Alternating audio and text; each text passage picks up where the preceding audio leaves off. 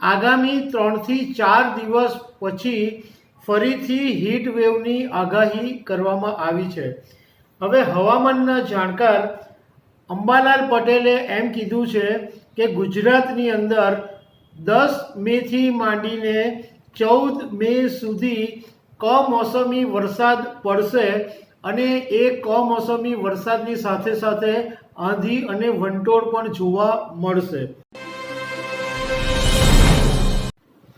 દર્શક મિત્રો, 2-3 દિવસ પહેલાં આખા ગુજરાતની અંદર લોકોએ કાળઝાળ ગરમીનો અનુભવ કર્યો।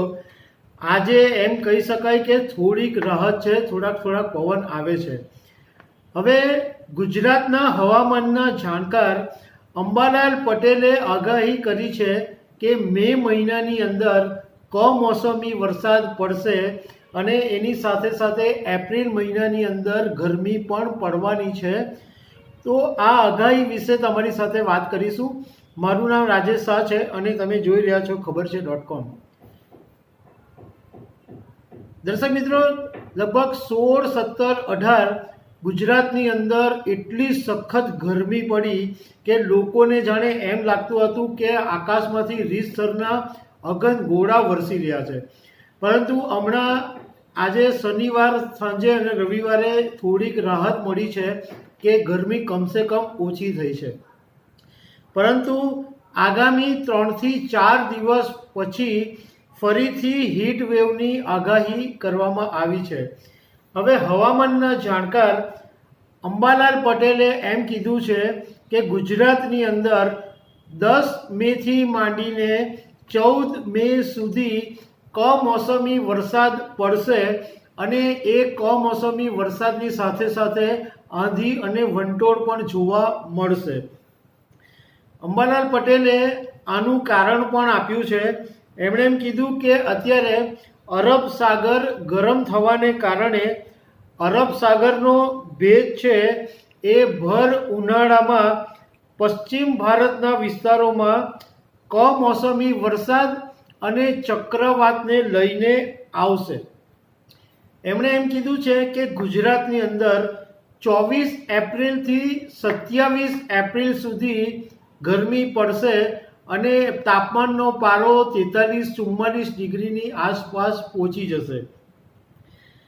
27 એપ્રિલથી 4 મે સુધી ગરમીમાં રાહત રહેશે અને 4 મેથી ફરીથી ગરમી પડશે અને 10 મેથી 14 મેની વચ્ચે ગુજરાતના ખાસ કરીને ઉત્તર ગુજરાત અને મધ્ય ગુજરાતની અંદર કમોસમી વરસાદ પડશે। હવે કમોસમી વરસાદ પડે એટલે સૌથી મોટી ચિંતા ખેડૂતોને ઊભી થાય અને અત્યારે કેરીનો પાક આવી રહ્યો છે ત્યારે તો ખેડૂતોને મોટું નુકસાન થઈ શકે છે। હવે ગુજરાતના બીજા એક હવામાનના જાણકાર છે પરેશ ગોસ્વામી।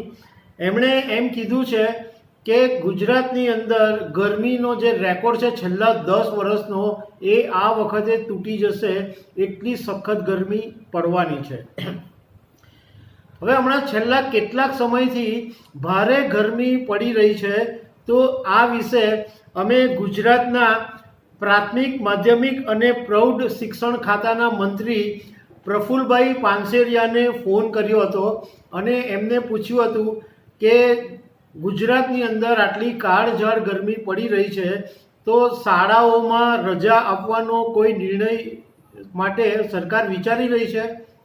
તો એમણે એવો જવાબ આપ્યો કે અમે એક નોટિફિકેશન ઓલરેડી પહેલેથી બહાર પાડી દીધેલું છે અને જે તે વિસ્તારના ડીઈઓ હોય એમને ડિસ્ટ્રિક્ટ એજ્યુકેશન ઓફિસર એમને અમે સત્તા આપેલી છે કે ગરમીના સંજોગ હોય કે અતિવૃષ્ટિ હોય કે એવા સંજોગોની અંદર એમના મનસૂફી મુજબ એટલે એમને યોગ્ય લાગે એ રીતના નિર્ણય લઈ શકે છે। એટલે દરેક રાજ્ય, દરેક શહેરોના જે ડીઈઓ છે એ નિર્ણય લેશે કે શાળાઓ બંધ રાખવી કે ચાલુ રાખવી। અત્યારે તો સુરતની અંદર સીબીએસઈ સહિતની બધી જ શાળાઓ ચાલુ છે, પરંતુ પછીથી જો ગરમી વધે તો બંધ રાખવી કે નહીં બંધ રાખવી એનો નિર્ણય ડીઈઓ લેશે। તો દર્શક મિત્રો આવી અનેક વાતો સાથે અમે તમને મળતા રહીશું. Thank you very much.